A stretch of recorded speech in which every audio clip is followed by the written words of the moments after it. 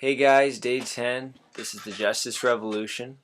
Today we're targeting homelessness, and the assignment today absolutely had me freaking out of my mind, but I'll get to that in a second.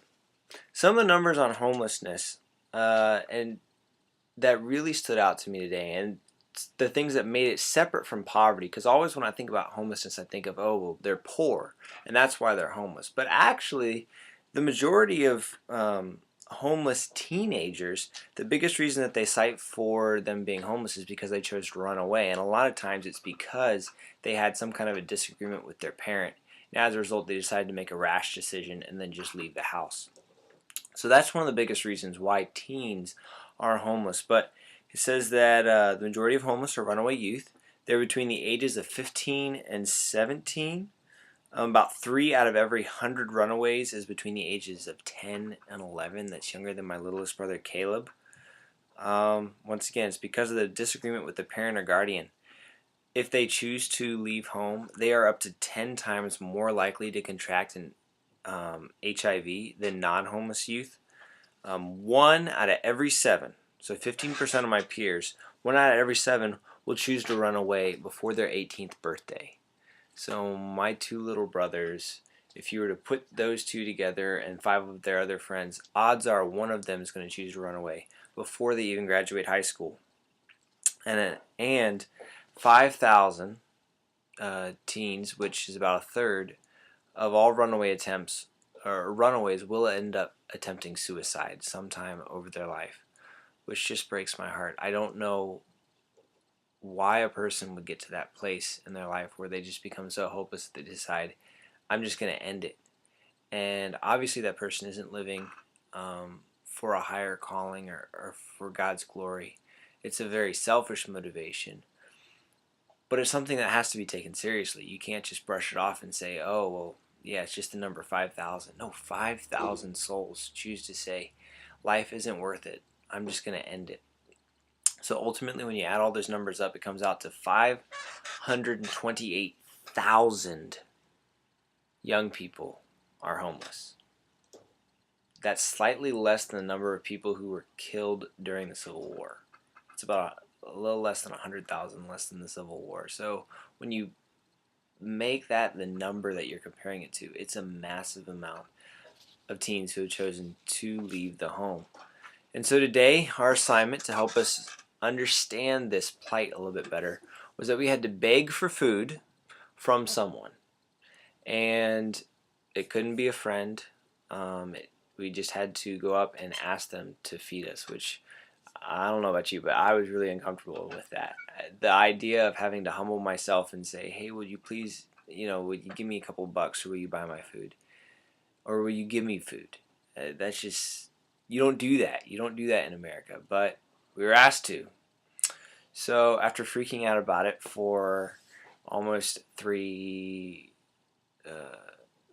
hours, kind of going back and forth all throughout the morning, finally came to the conclusion that me and my little brother Daniel would go to our neighbor across the street, whom we don't really know that well, and ask him for food. However, we explained to him what we were doing. We told him we were with the Justice Revolution, and we were encouraged to go 21 days looking at different injustices. Today's was homelessness, and we were asked to beg for food.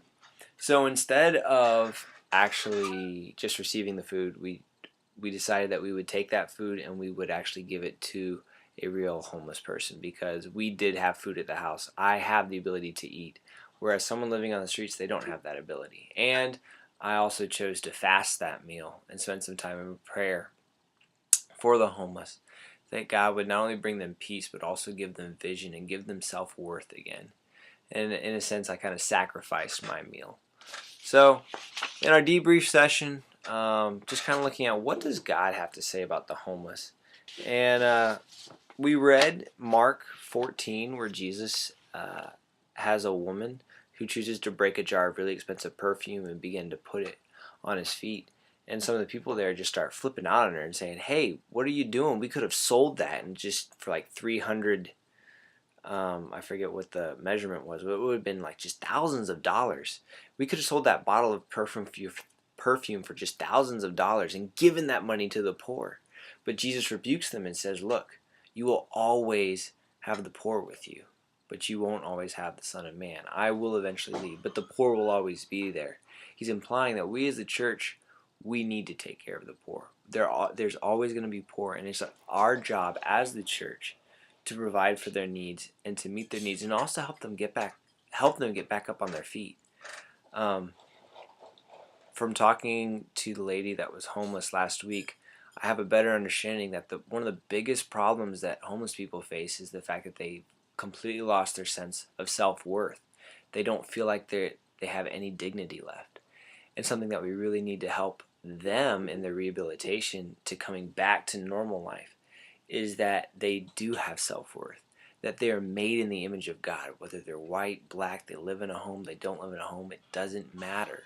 That everyone has self-worth because we're made in the image of God. He chooses to bestow on us certain rights and freedoms, and everyone has the ability to pursue their goals. And He's given us that opportunity, and we need to help them see that they still are not entitled. That's another problem, is that a lot of people have this sense of entitlement that they deserve certain things. I don't think we deserve everything that's given to us. I think all good things come from above, and they're gifts from the Father. But everyone has the ability to pursue a goal. And you shouldn't have to feel less human just because you don't necessarily have one of your biggest needs being met, that being a roof over your head. But you still have worth and value. There's still value to your life. So this one was really, really tough. This is probably the toughest assignment we've had, having to beg for food. It was super humbling. I didn't want to do it. I did it. I don't want to do it again.